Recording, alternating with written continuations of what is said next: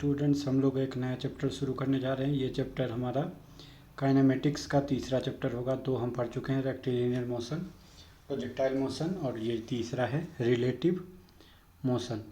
Actually ये दोनों ही chapter में हम लोग पढ़ सकते थे, रेक्टिलिनियर और प्रोजेक्टाइल दोनों में थोड़ा थोड़ा करके पार्ट पढ़ा जा सकता था, बट हम लोग इसको अभी एक अलग से पढ़ेंगे for better understanding of concept. तो जब भी हम लोग बोलते हैं रिलेटिव मोशन, ओके, जब भी हम बोलते हैं रिलेटिव, तो रिलेटिव का क्या मतलब होता है? रिलेटिव तो किसी से भी हो सकता है। मान लीजिए कोई दो फिजिकल टर्म हो, नॉन फिजिकल हो, वेक्टर हो, स्केलर हो, कुछ भी। जैसे मान लीजिए राम का हाइट 167 सेंटीमीटर है, ओके। मान लीजिए दो लोग हैं, राम और श्याम, ओके। राम का जो हाइट है 167 सेंटीमीटर है और श्याम का हाइट 162 सेंटीमीटर है। अगर आपको हम पूछेंगे कि राम का हाइट रिलेटिव टू श्याम कितना है, श्याम के मुकाबले कितना है राम का हाइट, तो हम क्या करेंगे, बोल देंगे 5 सेंटीमीटर। कैसा निकाला? तो हमने राम का हाइट देखा किसके रिस्पेक्ट में, श्याम से। तो मान लो श्याम इतना ऊंचा था, राम इतना ऊंचा था, तो राम का हाइट श्याम के मुकाबले कितना है, 5 ज़्यादा है ऊपर की तरफ, ओके। तो इसको हम लोग बोल देंगे सिंपली कि अगर हमको राम का हाइट श्याम के रिलेटिव में देखना रहा, तो हमने क्या किया, हमने सिंपली राम के हाइट में से श्याम का हाइट घटा दिया। सेम कॉन्सेप्ट हम लोग इस पूरा चैप्टर में लगाएंगे। जब भी हमको रिलेटिव वेलोसिटी निकालना हो, एक्सेलरेशन निकालना हो, कुछ भी निकालना हो, रिलेटिव जब भी लेना रहेगा, तो हम सिंपली क्या करेंगे, जैसे भी ए बी लिखते हैं, इस क्या है ये है रिलेटिव वेलोसिटी ऑफ ए। किसका वेलोसिटी? ए का। किसके रिस्पेक्ट में? With respect to B. तो हम इसको कैसे लिखते हैं, v of a with respect to b। और क्या करते हैं इसको निकालने के लिए, हम लोग सिंपली भी a माइनस भी बी कर देते हैं। ऐसे ही relative acceleration of a with respect to b को हम लिखेंगे acceleration of a with respect to b is equal to हो जाएगा हमारा acceleration of a minus of acceleration of b। Simple concept है, ठीक है। यही चीज़ का हमको ध्यान रखना है। तो एक बात, अगर हम लोग भी ए बी को हम लोग भी बी ए लिख सकते हैं क्या? नहीं, उल्टा हो जाएगा। अगर लेकिन माइनस लगा दे तो हो सकता है क्या? यस। ऐसे ही acceleration of A with respect to B को हम क्या लिख सकते हैं, minus of acceleration of B with respect to A. समझ गए? क्लियर है? चलिए, तो इसके बेसिस पे एक सवाल हम लोग देखते हैं कैसे बनता है, रिलेटिव किसको बोलते हैं। क्वेश्चन है कि कोई भी लड़का है, Ram is moving due east with a velocity of 1 metre per second and Shyam is moving due west with a velocity 2 meter per second. What is velocity of Ram with respect to Shyam? Simply इसको हम कैसे solve करेंगे, दिमाग लगाइए थोड़ा सा। हम क्या बोले, मान लो हमको पता है ये होता है नॉर्थ, होता है ईस्ट, ये होता है साउथ, ये होता है वेस्ट। तो इसको एक्स एक्सिस मान लेंगे, तो इसको लिख देंगे आई कैप जे कैप माइनस जे कैप माइनस आई कैप। हमको क्या दिया हुआ है, राम किधर की तरफ जा रहा है, ईस्ट की तरफ जा रहा है। इसका मतलब हम राम का वेलोसिटी ऑफ राम क्या ले सकते हैं, 1 मीटर पर सेकंड किधर की तरफ, ईस्ट की तरफ, आई कैप। ऐसे हम लोग श्याम का जो वेलोसिटी है वो क्या दिया हुआ है, वेस्ट की तरफ जा रहा है, इधर की तरफ, कितना हो जाएगा ये 2 माइनस आई कैप। अब हमको क्या पूछा, velocity of Ram, velocity of Ram with respect to Shyam कितना हो जाएगा, ये हो जाएगा V R minus V S.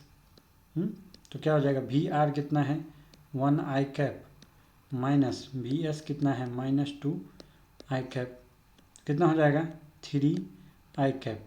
यानी इसको हम क्या बोल देंगे 3 मीटर पर सेकेंड ड्यू किधर के तरफ, आई कैप की तरफ, इधर की तरफ, ईस्ट की तरफ।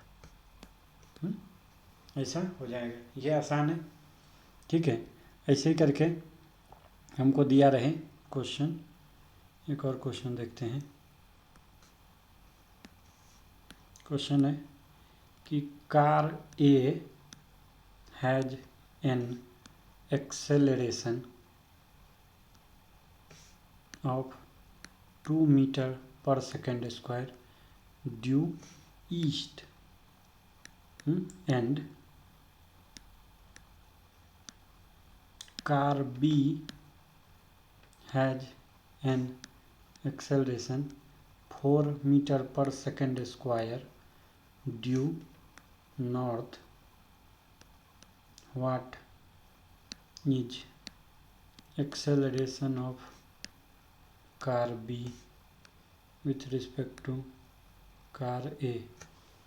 ऐसा बोल रहे हैं, ठीक है। तो हमने क्या बोला इसमें, हमने बोला कार ए का एक्सेलरेशन किधर की तरफ है, ईस्ट की तरफ है, कितना, कार ए का जो है वो कितना है 2 metre per second square east की तरफ, NESW आई कैप। कार बी का जो है वो कितना है नॉर्थ की तरफ, यानी 4 मीटर पर सेकेंड स्क्वायर जे कैप की तरफ। क्या बोल रहे हैं, what is acceleration of car B with respect to car A. तो car B with respect to car A क्या हो जाएगा सी बी माइनस सी ए, कितना हो जाएगा 4 जे कैप -2 आई कैप, ठीक है। इतना हो गया। तो हमको क्या बोलते हैं, इसका मैग्नीट्यूड क्या होगा, एक्सेलरेशन है ये, मैं सी क्यों लिख रहा हूँ पता नहीं। Acceleration of B with respect to A कितना होगा मॉड इसका, तो √4 का स्क्वायर प्लस 2 का स्क्वायर, 4 और 16 18, √18। और अगर हम देखेंगे कि कितना एंगल बना रहा है, तो 10 अल्फ़ा हो जाएगा y/x, तो y पे क्या है -2 बाय y एक्सिस पे इधर की तरफ है 4, इधर की तरफ है -2। तो हम अगर ये अल्फ़ा देखेंगे तो 4/2 मॉड लिया जाता है, तो 10 अल्फ़ा का मान हो जाएगा 4/2, यानी एंगल कितना हो जाएगा 10 इनवर्स 2 के बराबर। अल्फ़ा का मान कितना हो जाएगा 10 इनवर्स 2 के बराबर। ओके, तो हम लोग जो ये रिलेटिव मोशन का जो यूज करेंगे, ये 2 डायमेंशनल मोशन में भी करेंगे और 3 डायमेंशनल मोशन में भी करेंगे। तो नॉर्मली जो हमारा क्वेश्चन आता है, क्वेश्चन जो हमारा रिलेटिव मोशन में आता है, क्वेश्चंस आर बेस्ड ऑन, ये 4 तरह का ही टाइप होगा। पहला क्या होगा, मिनिमम डिस्टेंस और कोलिजन और ओवरटेकिंग, कि मान लो 2 गाड़ी चल रहा है, ए चल रहा है बी चल रहा है, कितने टाइम में कोलाइड हो जाएगा, कितना मिनिमम डिस्टेंस रखना चाहिए कि कोलाइड ना हो 2 गाड़ी के बीच में, या कैसे ओवरटेक कर लेगा एक दूसरे को, ऐसा टाइप का एक क्वेश्चन आता है। दूसरा क्वेश्चन का टाइप क्या रहता है, रिवर बोट प्रॉब्लम पढ़ेंगे हम लोग। तीसरा जो टाइप का प्रॉब्लम आता है वो आता है एयरक्राफ्ट और विंड प्रॉब्लम, यहाँ पे रिलेटिव लगते हैं। और चौथा जो आता है हमको, वो रेन और छाता कैसा रखना है, वैसा वाला। आदमी दौड़ने लगा तो रेन ऊपर से नीचे गिरने के बजाय नीचे से ऊपर दिखने लगा, ऐसा टाइप का प्रॉब्लम हमको 4 टाइप का प्रॉब्लम हम लोग देखते हैं। तो बारी बारी से हम लोग देखेंगे। तो सबसे पहले हम लोग क्या देखेंगे कि फर्स्ट वाला जो है हमारा कि मिनिमम डिस्टेंस और कोलिजन और ओवरटेकिंग, ऐसा टाइप का सवाल हम लोग सबसे पहले देखेंगे प्रॉब्लम। तो जब भी दो बॉडी मोशन में होगा, ओके, तो हमको मान लो कि ऐसा क्वेश्चन पूछे कि इनके बीच में मिनिमम डिस्टेंस बता दो, या टाइम बता दो कि कितना टाइम में एक दूसरे को ओवरटेक कर लेगा। तो ये हम लोग ऐसा टाइप का जब भी प्रॉब्लम आता है तो रिलेटिव मोशन का यूज करते हैं। इसमें क्या होता है, देखो इसमें क्या होता है, मान लो ये ए है, ये कुछ वेलोसिटी था इसके पास v1, और ये b है, ये कुछ वेलोसिटी था v2। तो मान लो जब हम velocity of b with respect to a लिखते हैं तो हम क्या करते हैं, b में से va को घटा देते हैं। इसका क्या मतलब होता है कि हम लोग जब b को a के रिस्पेक्ट में देखने लगते हैं तो हम a को रेस्ट पे मान लेते हैं, समझ रहे हो। जब हम b को a के रिस्पेक्ट में देखते हैं इस वेलोसिटी से, तो a को क्या मान लेते हैं, रेस्ट पे मान लेते हैं, क्योंकि इसका वेलोसिटी हमने उल्टा करके उसमें से घटा दिया है b में से, समझ रहे हो। हमने क्या किया है, इसका वेलोसिटी उल्टा करके b में से घटा दिया है। ऐसा करके ये सवाल बनता है। तो एक सवाल देखो ताकि और ज़्यादा क्लियर हो सके कि किस तरह से ये क्वेश्चन आता है। हमारा क्वेश्चन है कि car A and car B start moving simultaneously in the same direction along the line joining them. Car A moves with a constant acceleration a is equal to 4 meter per second square, while car B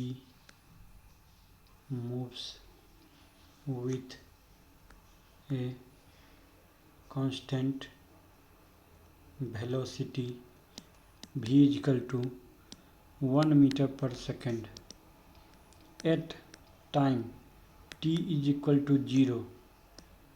car A is 10 meter behind car B.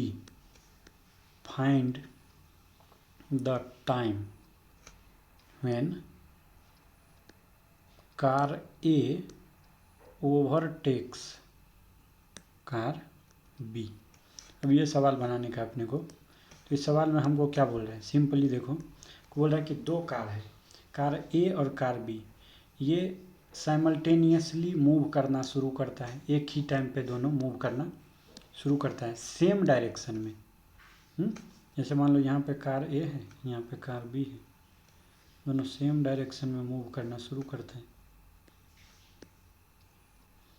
ठीक है, मान लो ये ए था, ये B था। अब क्या बोलता है, car A move with a constant acceleration, acceleration of A क्या है 4 metre per second square. Car B move with velocity of B क्या है 1 metre per second. At time T equal to 0 car A is 10 metre, इन दोनों के बीच का जो separation है वो कितना है, टी इक्वल टू 0 पे 10 मीटर। अब बोलता है कि किस समय पे ये कार बी को क्या करेगा, चेस कर लेगा। तो देखो हमारा बात सुनो, ये ए का इनिशियल वेलोसिटी 0 है, acceleration 4 metre per second square. तो इसमें देखो कि हमारे पास क्या है, इनिशियल वेलोसिटी ऑफ ए जो है वो कितना है 0 है। इनिशियल वेलोसिटी ऑफ बी कितना है 1 metre per second. Acceleration of B कितना दिया हुआ है 0। तो देखो ए के पास इनिशियली कोई वेलोसिटी नहीं है बट एक्सेलरेशन है, बी के पास कोई एक्सेलरेशन नहीं है लेकिन उसके पास कांस्टेंट एक वेलोसिटी है। अब देखो हमको क्या करना है, अगर ध्यान से देखोगे तो अगर हम इस सवाल को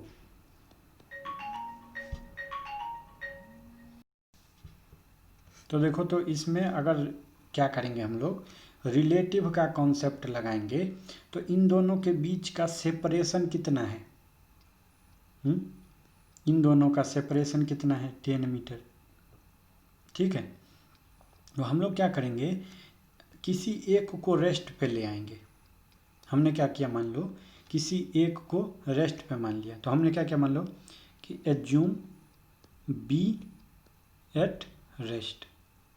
अब बी को रेस्ट पे मानने के लिए क्या करना पड़ेगा हमको बताओ, ए के स्पीड में से बी को घटाना पड़ेगा।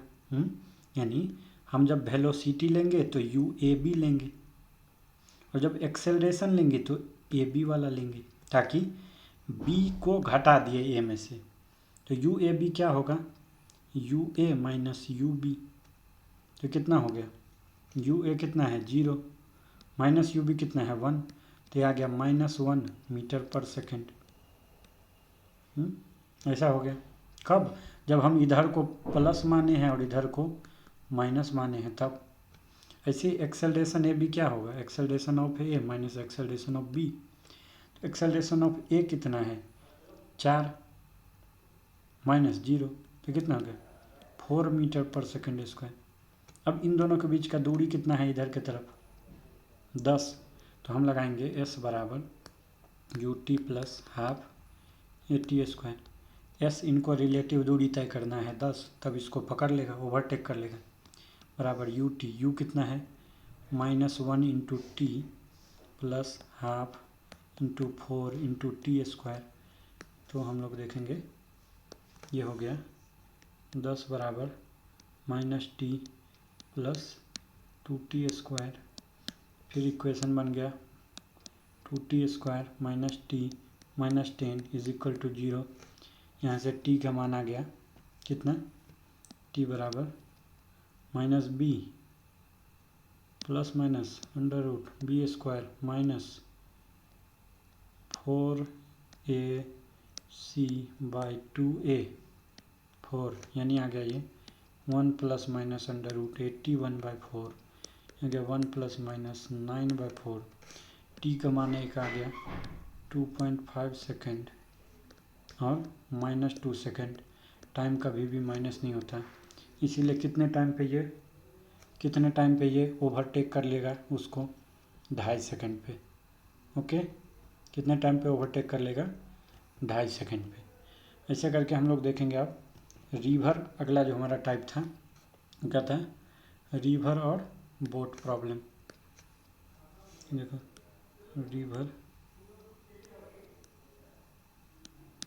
बोट प्रॉब्लम, इसमें क्या होता है, रिवर बोट प्रॉब्लम में क्या होता है कि सबसे पहले हमको 3 चीज़ समझना चाहिए। 3 चीज़ समझना चाहिए। सबसे पहले क्या, जो velocity of V B, V R और वी बी आर। तो वी बी क्या होता है, एब्सोल्यूट वेलोसिटी ऑफ बोट। अब जो बोट कहो या बोटमैन कहो या बोट जो चला रहा है नाविक, उसका खुद का वेलोसिटी एब्सोल्यूट वेलोसिटी कहलाता है। वी आर क्या होता है, फिर से एब्सोल्यूट वेलोसिटी ऑफ रिवर। देखो इसको क्या बोलते हैं, इसको हिंदी में हम लोग पढ़ते थे शांत जल में नाव की चाल, ऐसा पढ़ते थे। एब्सोल्यूट वेलोसिटी ऑफ रिवर किसको बोलते हैं, धारा की चाल या नदी का करंट का चाल। अब बी आर किसको बोलते हैं, मतलब ये बोलते हैं velocity of boat with respect to velocity of river, ये बोलते हैं। समझ गए। अब एक बात ध्यान दो, तो इसमें हमको सब इम्पोर्टेंट क्या है, V B R. V B R क्या है, वी बी आर क्या है, वो वेलोसिटी है, वो वेलोसिटी वी बी आर अगर देखोगे तो वी बी आर को हम क्या लिख सकते हैं, V B minus V R. तो यहाँ से हमको वी बी का मान अगर हम देखें तो क्या आएगा, V B R plus V R. तो इसी का हर बार यूज़ करके हम लोग थोड़ा थोड़ा तो अगर तुम ध्यान दोगे ये वी बी आर जो तुमने लिखा हुआ है, वी बी आर ये क्या है, ये है velocity of boatman with which he stairs का मतलब उस वेलोसिटी से जिससे वो नाव को चलाता है। कहाँ पे, एक्चुअल नदी के रिस्पेक्ट में देख रहे हैं हम लोग, समझ रहे हो। वी बी आर क्या होगा, velocity of boatman with which he steer का नाम होता है चलाना, समझ रहे हो। तो हमको इसी चीज़ का जो है हमको इसका यूज करना रहेगा जब भी देखोगे कि सवाल में, समझ रहे हो। तो इसको देखो, कंडीशन देखो, मान लो हम क्या करते हैं, ये है मान लो तुम्हारा नदी के दो किनारे, ये दो पॉइंट है ए से बी, यहाँ पे पॉइंट है तुम्हारा ए और दूसरे किनारे पे है पॉइंट बी। इधर की तरफ नदी अपना बह रहा है। ये जो तुम्हारा नदी का विड्थ है वो मान लो W है, नदी की जो चौड़ाई वो W है। नदी किधर की तरफ बह रही होगी, ऑब्वियस बात है इधर की तरफ बह रही होगी, ठीक है। अब मान लो तुम्हारा जो इधर के तरफ आएगा ये क्या आएगा, ये आएगा velocity of boat with respect to river, और ये एंगल मान लो है थीटा, ठीक है। इतना तुमको ध्यान रखना है। इधर की तरफ हमारा एक्स एक्सिस मान लेते हैं और इधर की तरफ वाई एक्सिस। अब इसमें ध्यान देने की क्या बात है, इसमें ध्यान देने का बात ये है कि मान लो जो तुम्हारा बोट मैन है वो स्टार्ट करता है पॉइंट ए से ऑन वन बैंक, बैंक मतलब होता है किनारा, ठीक है। किस स्पीड से, boatman starts from point A on one bank of a river with क्या velocity, with velocity V B R. किस डायरेक्शन में, जैसे डायरेक्शन हमने दिखाया है वैसे डायरेक्शन में। तो क्या होगा बताओ, यहाँ पे वी आर क्या है, वी आर हमारा क्या था, वेलोसिटी ऑफ रिवर, किस डायरेक्शन में लिया है, पॉजिटिव एक्स डायरेक्शन में। और W क्या है, विड्थ ऑफ रिवर। तुमको पता है बी जो होगा एब्सोल्यूट वेलोसिटी ऑफ बोट, वो क्या होता है V R plus V B R, समझ रहे हो। तो अगर हम देखेंगे V B velocity of boat in X direction, वो क्या होगा velocity of river in X direction जोर velocity of boat with respect to river in X direction. और अगर हम इसका एक्स डायरेक्शन में कंपोनेंट लेंगे, वी बी आर का अगर हम इस डायरेक्शन में कंपोनेंट लेंगे तो क्या आएगा, यहाँ जाएगा V B R into sine theta, आएगा नहीं आएगा। इधर की तरफ कौन सा कंपोनेंट आएगा, V B R into cos theta. तो देखो जब हम ऐसा देखेंगे ये क्या आ जाएगा, V of R in X direction, velocity of river in X direction तो वी आर है। अब वेलोसिटी ऑफ बी आर का कंपोनेंट एक्स डायरेक्शन में क्या है, V B R sine theta, लेकिन निगेटिव डायरेक्शन में, एक्स में नहीं है, ये निगेटिव डायरेक्शन में है। तो क्या आ गया हमको, V R minus V B R into sine theta, ये क्या आ गया, V B in X direction, समझ रहे हो। अब ऐसे हम velocity of absolute velocity of boat in Y direction अगर देखें तो ये क्या आ जाएगा, वेलोसिटी ऑफ इस पॉइंट से ही निकाल रहे हैं हम लोग ये और ये, तो V B in Y direction क्या आएगा, velocity of river in Y direction जोड़ velocity of boat with respect to river in Y direction. River का वेलोसिटी वाई डायरेक्शन में तो जीरो है और कंपोनेंट वाई डायरेक्शन में इसका कितना आता है, V B R cos theta के बराबर। इसका मतलब हमको आ गया कि velocity of boat in Y direction आ गया V B R cos theta के बराबर। यहाँ से हमको 2 पॉइंट निकल के आ गया, एक तो velocity of boat in X direction इतना आ गया और वाई डायरेक्शन में इतना आ गया। तो हमको बताओ अब कितना टाइम में इसको क्रॉस कर लेगा, कितना टाइम में क्रॉस कर लेगा। तो ये दूरी इंटू बट्टे ये चाल, तो टाइम टू क्रॉस रिवर कितना होगा, time to cross the river. Time क्या होता है, दूरी बट्टे चाल। दूरी कितना है यहाँ से यहाँ तक में w, और इस डायरेक्शन में वेलोसिटी का कंपोनेंट कितना है, तो ये आया था V B R cos theta के बराबर। तो टाइम कितना लगेगा, w by V B R into cos theta, ये हो जाएगा time to cross the river. समझ रहे हो? अब एक बात ध्यान देने का बात है कि जब एक कॉन्सेप्ट आता है ड्रिफ्ट का कॉन्सेप्ट, कि ड्रिफ्ट किसको बोलते हैं, ड्रिफ्ट किसको बोलते हैं, ये सुनो। ड्रिफ्ट क्या है, ये डिस्प्लेसमेंट है। मान लो ये रिवर था, ये इधर था, ये जाना तो इधर के तरफ चला था, नदी का धारा इधर लगने लगा, तो पहुंच कहाँ गया ये, इसको नदी के धारा ने पहुंचा दिया यहाँ पे। पहुंचना कहाँ था, यहाँ पे। पहुंच कहाँ गया, यहाँ पे। क्यों, क्योंकि नदी के जो धारा ने इसको इधर की तरफ धकेल दिया। तो ये जो दूरी होता है कि कितना दूरी डिस्प्लेसमेंट हो गया, किस एक्सिस के अलाउं, एक्स के अलाउं, तो उसको बोलते हैं ड्रिफ्ट। तो क्या होता है कि displacement along x axis when the boatman reaches the other bank।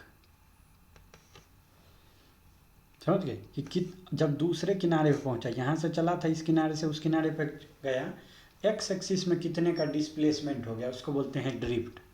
तो मान लो इसको हम मान लेते हैं एक्स, इसको मान लेते हैं एक्स। तो हमको बताओ ये जो एक्स होगा वो क्या होगा, एक्स डायरेक्शन में बोट का स्पीड गुने जितना टाइम लगा था वो, फिर क्या हो जाएगा, एक्स डायरेक्शन में चाल गुने समय। समय कितना था बताओ, समय कितना था, w by V B R into cos theta.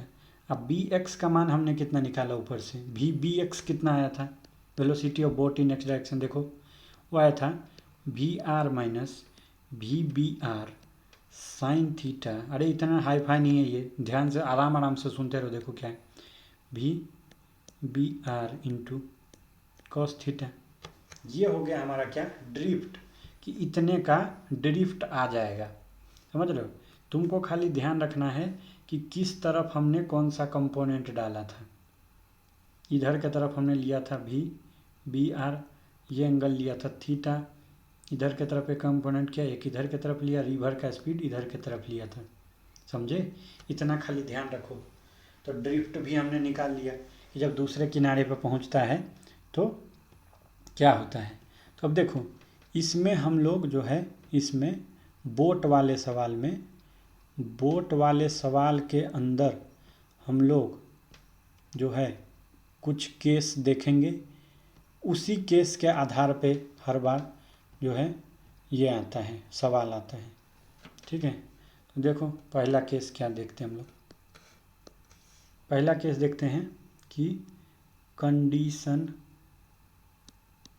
When the boatman crosses the river in shortest time. क्या है? इसको हम लोग बोलते हैं शॉर्टेस्ट टाइम, यानी टाइम कितना होना चाहिए? मिनिमम होना चाहिए। टाइम क्या होना चाहिए भाई? मिनिमम होना चाहिए। ये कंडीशन में हमको क्या करना पड़ेगा ये हम देखते हैं। तो टाइम का हमको फार्मूला क्या था? वो था W/V into cos theta. Time को हमको करना है मिनिमम। इसको मिनिमम करने के लिए इस वाले टर्म को हमको करना पड़ेगा मैक्सिमम। इसको जब हमको मिनिमम करना है तो इसको करना पड़ेगा मैक्सिमम, यानी V/R गुने कॉस थीटा को हमको करना है मैक्सिमम। अब बताओ कॉस थीटा का मान कहाँ से कहाँ के बीच में होता है? -1 से 1। तो कॉस थीटा का मैक्सिमम मान कितना हो सकता है भाई? 1 के बराबर। कब होगा? जब थीटा का मान कितना होगा? थीटा का मान कितना होगा? 0 डिग्री। क्या मतलब निकल के आया? जब थीटा का मान 0 डिग्री होगा तो कॉस थीटा हो जाएगा 1। तो टाइम कितना हो जाएगा भाई? W/V/R के बराबर हो जाएगा। और देखो थीटा 0 होने का क्या मतलब है? थीटा हमारा था क्या कि नदी के धारा के साथ कितना एंगल बना रहा था। पहले हम ऐसे लेते थे, V/R को रखते थे और इसको मानते थे थीटा, ये वाला पॉइंट को। अब ये थीटा 0 है, इसका मतलब ये क्या हो गया है? कैसा कंडीशन बन गया है कि हमारा लाइन V/R का लाइन यहाँ पे आ गया। ये तो बात है। और VR किधर की तरफ था भाई? वो तो उधर का उधर ही था VR, समझे? तो ये केस जब भी दिखे तो समझ जाओगे ये शॉर्टेस्ट टाइम का केस है, मिनिमम टाइम का केस है। इसमें जो हमारा बोटमैन है ये कैसा फ्लो करेगा, कैसा स्टीयर करेगा बोट को?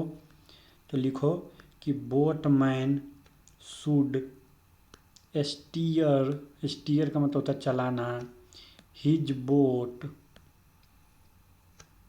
परपेंडिकुलर, लिखो यहाँ पे perpendicular to the river current. ध्यान दो भाई, रिवर का करंट इधर है, बोट जा रहा है उधर। तो हमारा रिवर का करंट ऐसा चल रहा है, अब बोट जा रहा है एकदम परपेंडिकुलर। तो बोटमैन को कैसा स्टीयर करना पड़ेगा?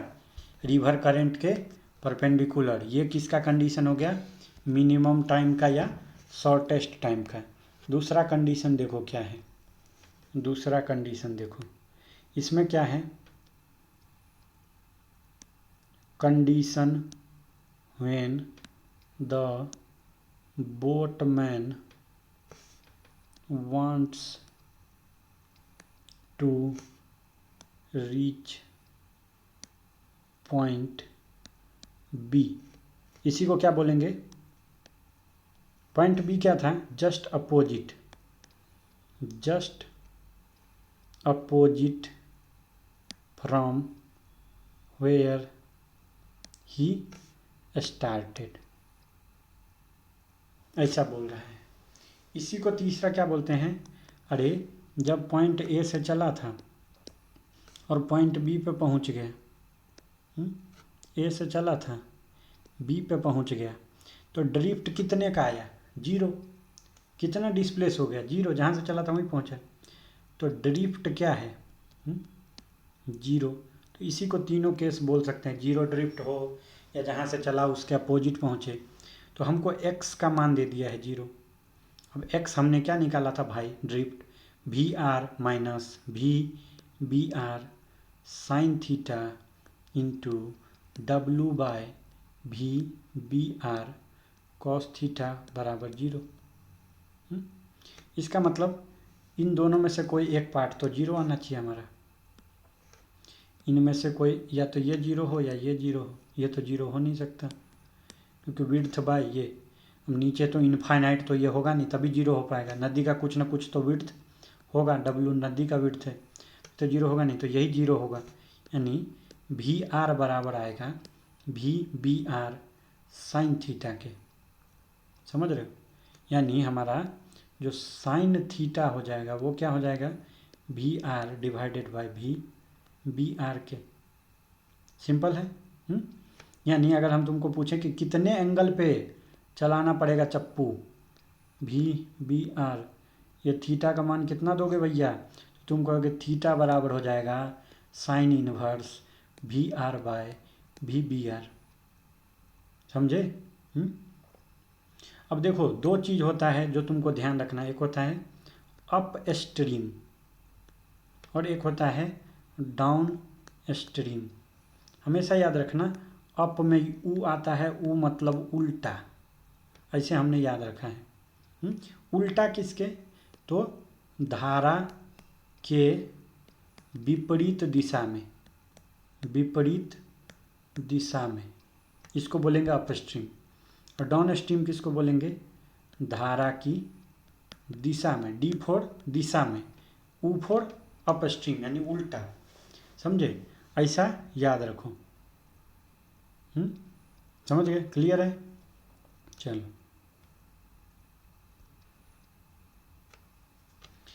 अब एक बात ध्यान देने की बात है। देखो, थीटा बराबर क्या लिखा हमने? साइन इनवर्स VR/VBR, या इसी को तुम बोल सकते हो साइन थीटा हमने निकाला है VR/VBR।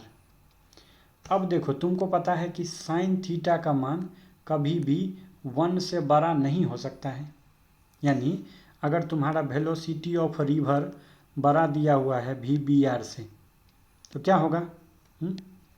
ये तो इम्पॉसिबल केस हो जाएगा। तो boatman can never reach point B। समझ गए? अब देखो, अगर तुमको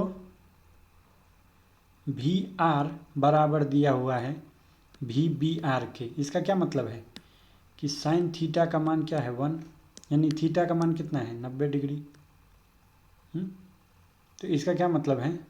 ये इम्पॉसिबल होने का जस्ट वाला केस है, तुरंत इम्पॉसिबल हुआ है, यानी just impossible to reach at B।